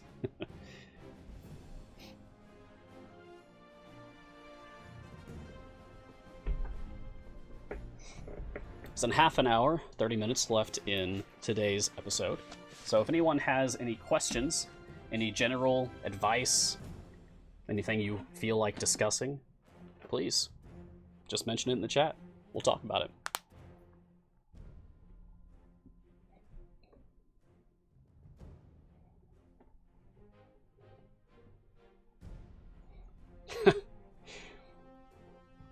Sean saying when he was running Tomb of Annihilation, his players befriended artists and he just rolls through things. My players have, well, I don't want to say befriended. More like reluctantly accepted the presence of Artist Simber around them, decided that he's not an enemy, and have largely ignored him. They learned of his quest to slay Razan C so that he could be reunited with his wife and all that in Mesro, and they had the chance to bring him along on their assault on the Yonti temple, the Fane of the Night Serpent, and they just didn't. So I had him show up right after they finished the big fight against Razan C, and he's just kind of awkwardly standing there like, okay! My centuries-long quest is at an end, apparently. Thanks. It's fun having awkward moments in the story with serious characters.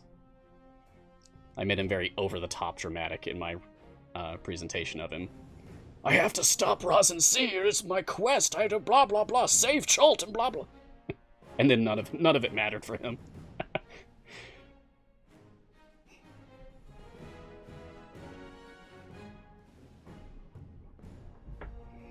Ikano Kato, is there a specific strategy for farming favor? Is it just play till you wall and then reset and just do that for a few days? That's the gist of it, but there are, like, I don't want to say more advanced, but, like, more non-basic tips for, like, how to expand on that. An advanced strategy would be Azshara farming. That's a whole thing. There's, like, guides for that. And maybe I could show how to do that on my stream sometime. I think Garwar has shown it on his stream before. But, yeah, there's, as Supply says, more nuance, thank you, to other things that you can do for favor grinding. Get to your wall. Your absolute wall. Put some debuffers out. Have them debuff things like Ayla, like Grama, like Warden. Like Saskia technically, but kinda not really. Anyway. Put debuffers out. They'll help you maybe push a little bit further. Use potions. That'll help you push a little bit further. Ultimately, you'll get to the point where you'll notice that your favor gains have really slowed down. At that point, linger for maybe an hour. Don't just immediately reset. Linger there. As long as you're still getting kills, linger at your wall for maybe an hour. Then reset. And then go again. Rinse and repeat. As you get more blessings by spending your favor, like if we go look at the Torm blessings for the Grand Tour of the Sword Coast, as you get blessings, you will be stronger. And your global blessings, any of the big ones on the right column, apply to every single campaign.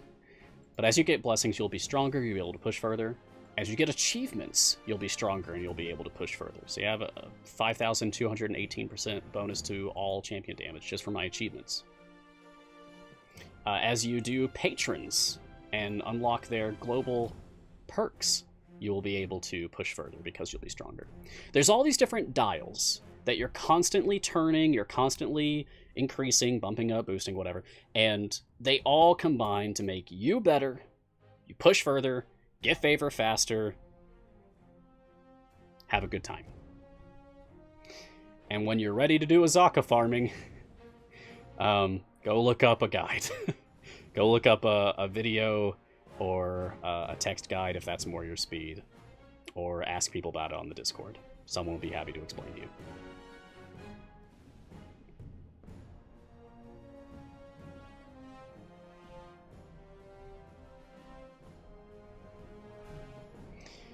Absolute wall, to me, like, how I would define that is, like, the point where even with epic potions on, like, even with all of my debuffs stacked up, I cannot go one more further stage than that. Like, this is the last stage that I can possibly get kills on consistently. Also, weekend buffs. Especially if you're a newer player, weekend buffs are going to matter more for you. Like, new to intermediate. Speaking of which, guess what else C&E told me, because they're not having a stream tomorrow. For the first time on Mars Guiding Hand, I get to tell you guys the weekend buffs. So,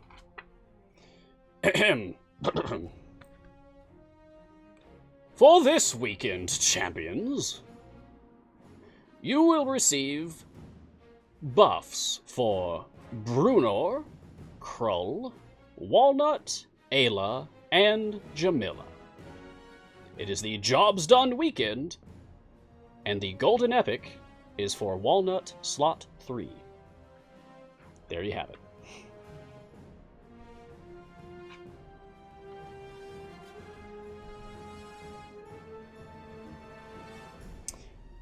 Krull and Ayla. Krull and Ayla. I mean, and Brunor too. I'm always using Brunor. But Krull and Ayla? People are going to be breaking some personal records this weekend. Get on that. Set some time aside for Idle Champions and, like, go beat your personal best in something. Krull and Ayla is potent. That is a potent combination for a weekend buff. That's a spicy weekend. I agree, Sean. How is Walnut? I have him full purples. Her, I think. Yeah. But I barely used forever. I like Walnut. Yeah, her. Walnut's cool. Some people give, I don't know. Some people give Walnut, like, a bad rep for her Documancer. Increase the damage of champions up to 2 slots away by 5% for each enemy killed in this area. Resets when changing areas. So it's like, you have to kill things for her to get her buff going. But if you're already killing things, why do you need her buff? Some people complain about that. Well, use debuffers. Put debuffers out. Have them stack up debuffs on something. Boom, now you have a kill. Good. Now her Documancer buff is applying. Do it more. Great. And the more you do it, for that stage, the more her Documancer will go up until it reaches its maximum of 50 stacks. And then you don't have to keep your debuffers out.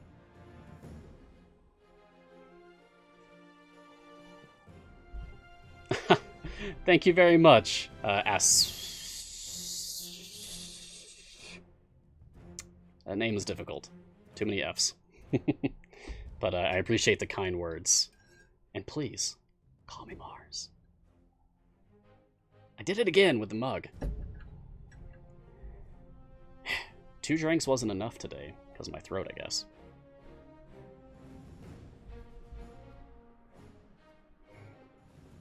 Yeah, as long as you can keep killing, Walnut's fine.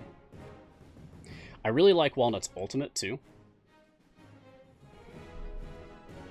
There was a point in time where Walnut's ultimate would cause the game to crash on the web version, but thankfully that got fixed. Thank you, Cini. Now it's just fine, and it does multi-hits. Oh, man. Also, it used to do way more hits in general. Walnut's ultimate is pretty good for doing multi-hits, but it used to absolutely shred bosses to death.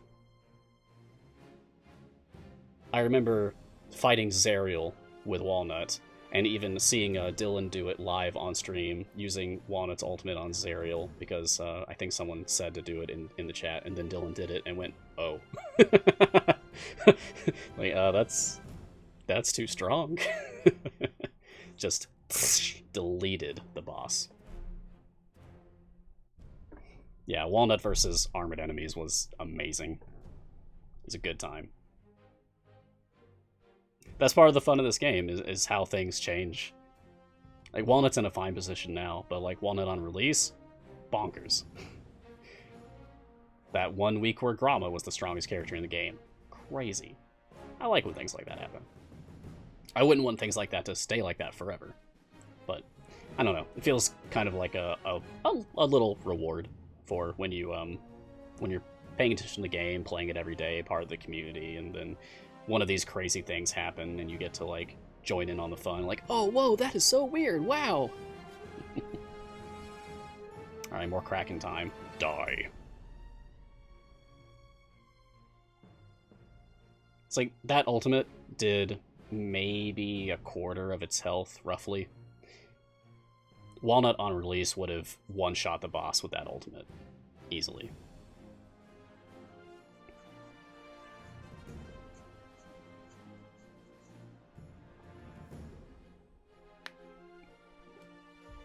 Oh, using Walnut against Strahd before the fix. That was very smart, Supply.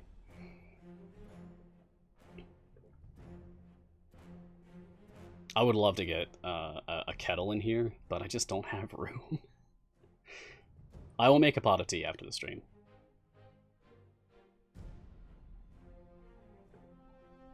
Perhaps more ginger. It is very nice.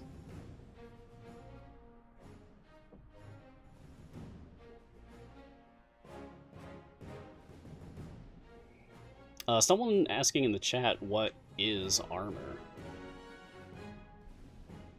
Are you asking, like, conceptually? Or mechanically for the game? For the game, armored health is a thing that you see most often on bosses, sometimes on enemies in like certain variants or something. But armored health is when, say, an enemy or a boss has multiple segments instead of a single continuous health bar. And it's often displayed with a yellow or like gold color instead of red. And you cannot one-shot an armored boss, an armored enemy. Each chunk of its health bar has to be dealt damage separately, like continuously, in order for it to go down. So you need to have high enough strike damage to take down a single chunk of its armor. And you just tap it down until it's dead. It prolongs boss fights, like it increases the duration of boss fights in general, and that can increase the difficulty, especially if it's a boss that has extremely powerful AoE attacks against your formation. Cough, cough, Valindra.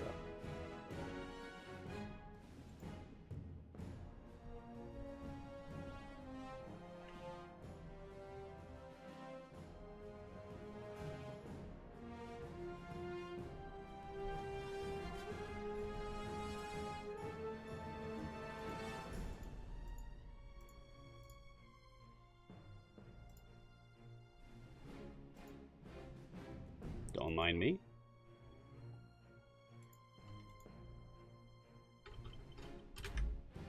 Be pretty cool if I got a shiny from just opening a single casual chest on stream, but I shouldn't like beg for shinies every single stream. I've gotten like 3 on Guiding Hand so far, I think.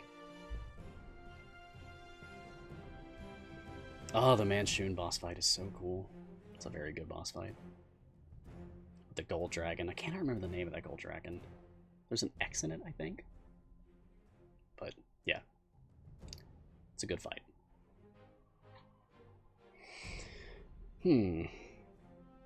Let me see about setting up an anti-Kraken formation now. I want to use Celeste. And I want to use Starlaxle. And I want to use Darius. And Kroll. And Walnut. And...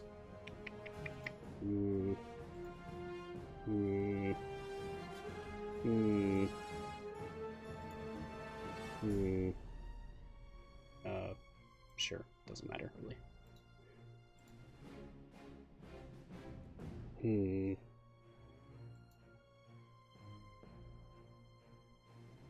It's probably fine. You'll get the idea once I show you, and I'm gonna go back to stage 250 for that Kraken.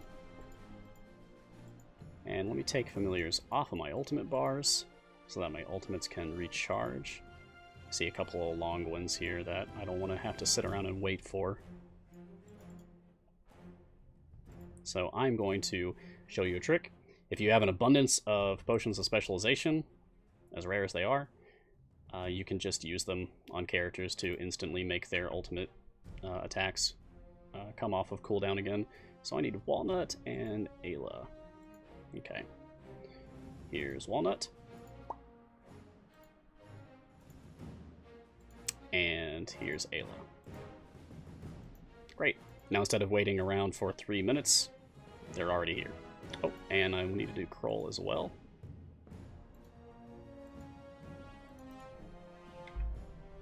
Great. Okay. Jarlaxle's is almost ready. Why can't I use Saspia's ultimate? Wasn't that fixed? Wasn't that fixed, like, today?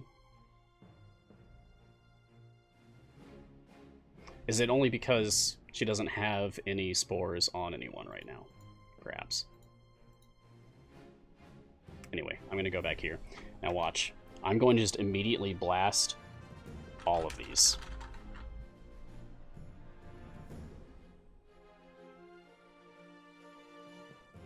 Done. Enemies didn't even really get a chance to spawn. Just done. Simple.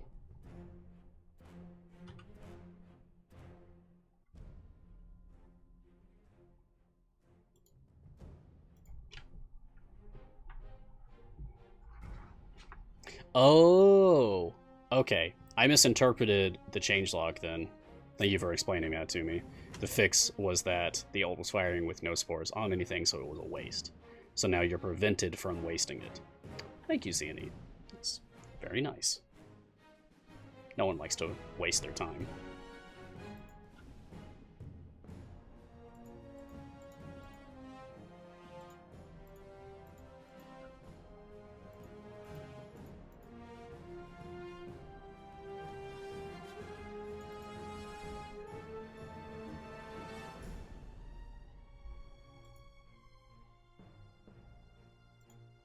Bum, bum, bum, bum.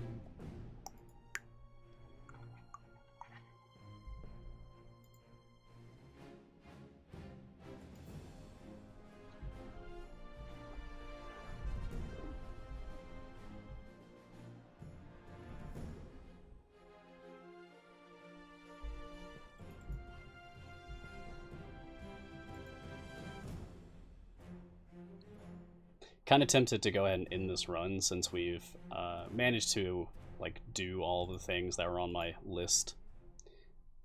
Showed off Construct Evelyn, Clone Walnut, got Sasaspia's achievement, talked about all Sasaspia's formation abilities, showed off an anti-Kraken formation specifically, because your actual damage in that fight doesn't matter as long as you can just get tons and tons of hits on the Kraken instantly. Then you'll be able to kill it regardless of the stage you're on. It's just a segmented health boss, so you don't have to worry about armor or anything. Yeah, let's go ahead and end this. Oh, good. We got our achievement for doing all variants of Sasaspia's adventure.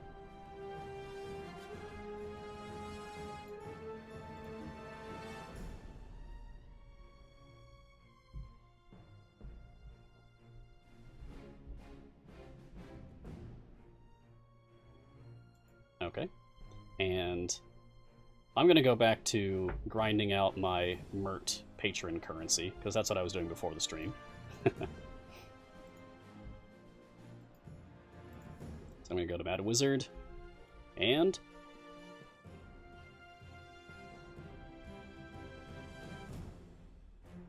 okay. Load saved formation 1, please. Thank you.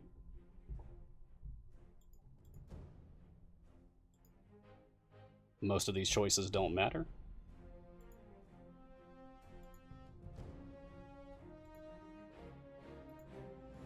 And let's see what I get for my Sasaspia chest.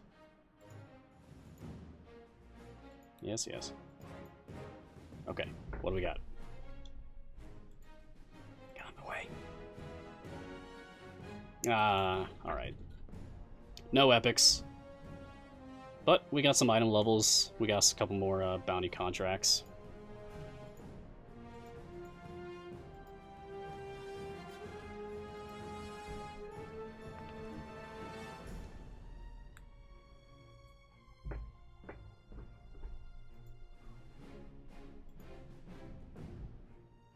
You're very welcome for the stream, Yuki the Snowman. I hope you learned some things. We have a few more minutes left. If anyone has anything else that they'd like to discuss while you have me. I'll be back next week, of course, for episode 8.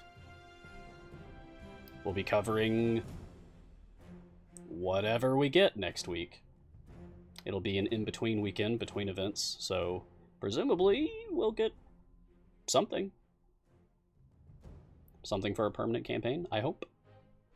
Whatever it is, I'll be going over it with you, hand in hand. It's a secret! It's a secret to everyone. If we have nothing else to do, we can do time gates, Dave. No problem. I certainly have enough pieces for it. I thought I was going to have to spam time gates for Zorbu to finish him off, but I'm already done with Zorbu, so now I'm back to wondering who I want to use them for.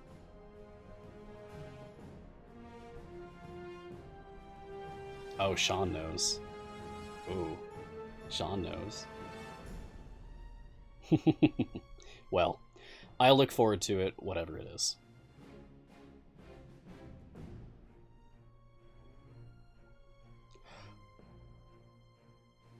Sean, you tease! That's fun. Oh, be nice to Sean. Don't spam tickets. Don't swarm Sean.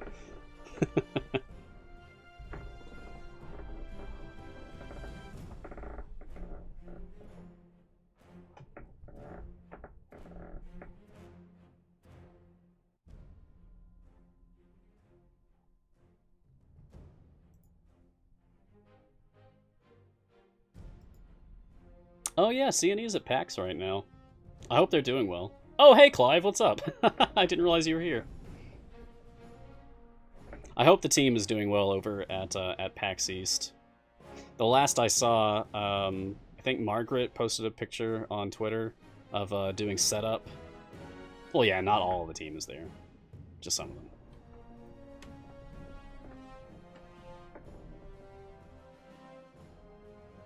I think they brought their Lulu the Hollyphant plush with them.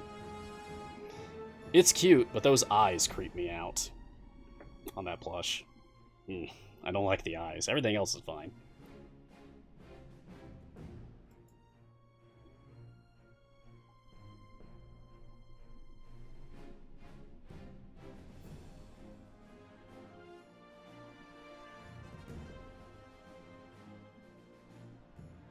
Lulu's Grand Tour of the East Coast, yeah.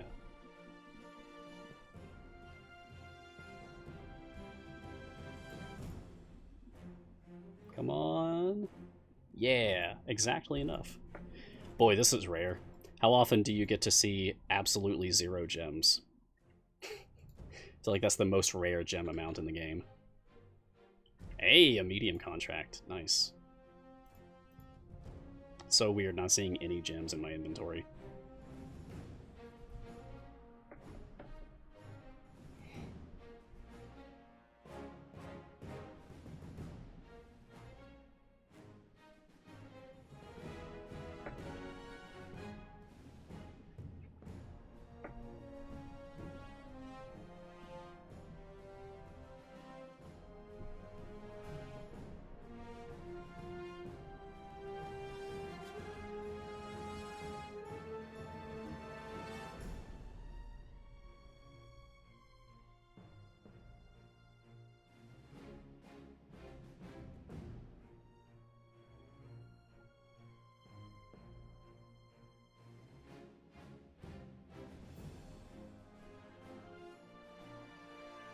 Well, I'm not seeing any more questions from the chat. Seems like things have chilled out quite a bit. So, please allow me to say thank you for joining me for episode 7 of Mars Guiding Hand. I had a good time. Hope you did too. Hope you guys learned a lot. Hope you got some good stuff from your chests. Best of luck to you all with the remaining days for Fleet's Wake Year 3. And make use of this upcoming weekend buff. Once again, it is for Brunor, Kroll, Walnut, Ayla, and Jamila. Golden Epics for Walnut slot 3. Kroll and Ayla. That's extremely powerful. And Brunor, any weekend buff with Brunor in it is going to be good for all players, even if you just started today. So make use of that while you have the opportunity. I'll see you all next week for episode 8. And until then, look sharp.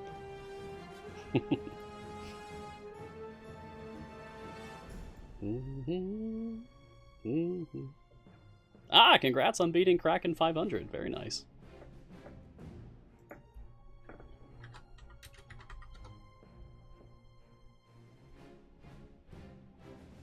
Much love, everyone. Thank you for joining me today. And yes, no C&E stream tomorrow. All right. See you on the Discord.